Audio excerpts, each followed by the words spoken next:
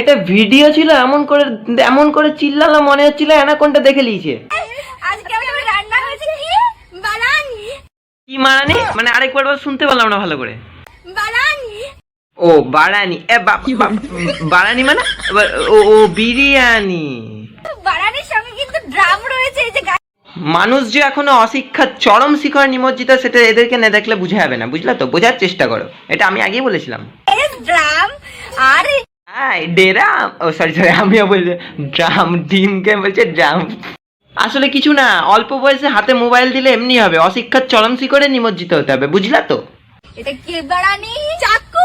এবার এরপর দেখে নেওয়া যাক একটা ব্লগ, মানে ব্লগ। আমার মাসির শাশুড়ি মারা গিয়েছেন, ওনারই শ্রাদ্ধে যাবো, তোমাদের সাথে শেয়ার করবো যে আমি কিভাবে রেডি এগুলো ব্লগ? হ্যাঁ, গেছি। ভাবলাম যে শাড়ি পরে যাবা, শাড়ি তো পরতে খুব একটা ভালো করে পারি না, মোটামুটি যেমন পারি পরে নিয়েছি এখানে।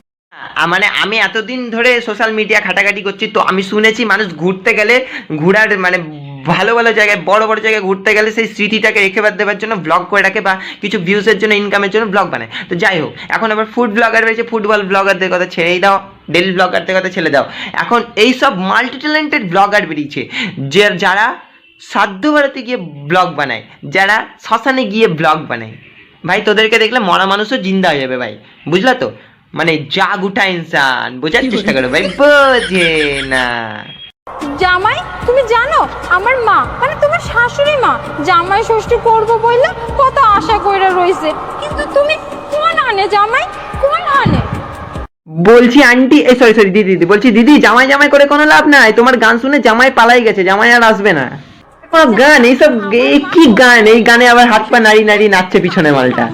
পিছনের মালটাকে একবার দেখো, পিছনের মালটাকে দেখে মনে হচ্ছে সকালবেলায় ঘুম থেকে উঠেই দু প্যাক বাংলার সাথে দুপোটা চুল্লু মিশিয়ে খেলিছে।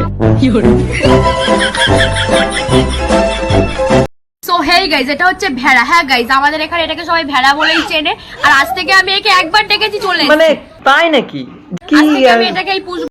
বলছি আন্টি, মানে সরি দিদি, বলছি দিদি, তোমার মতো আমরা চোখে সর্ষে ফুল দেখি নাই, বুঝলে তো? আমরা বুঝি কোনটা সর্ষে ফুল, কোনটা গাঁদা ফুল, কোনটা ইঁদুর, কোনটা অ্যানাকোন্ডা। এবার জানি না কত টাকা দিয়ে দাম দিয়ে এটাকে আমার কাছে কিনে নিয়ে যাবে। যাই হোক, দিদি শুধু মানে আলবাল বকেই না, তার সঙ্গে নাচেও, বুঝলে তো? এটা হচ্ছে মানুষের যাতায়াত করার জন্য একটা রাস্তা, ঠিক আছে? এই মানে তোদের নাচের ইচ্ছা থেকে ভাই বিভিন্ন ডান্স কম্পিটিশন হয়, ওখানে গিয়ে নাচগা, এখানে এসে নেচে পাবলিককে জ্বালানোর কি দরকার? তাও একটা প্রবলেম আছে, ডান্স কম্পিটিশনে গিয়ে দেখা গেল যে এমন নাচলো যে স্টেজটাই ভেঙে পড়ে গেল।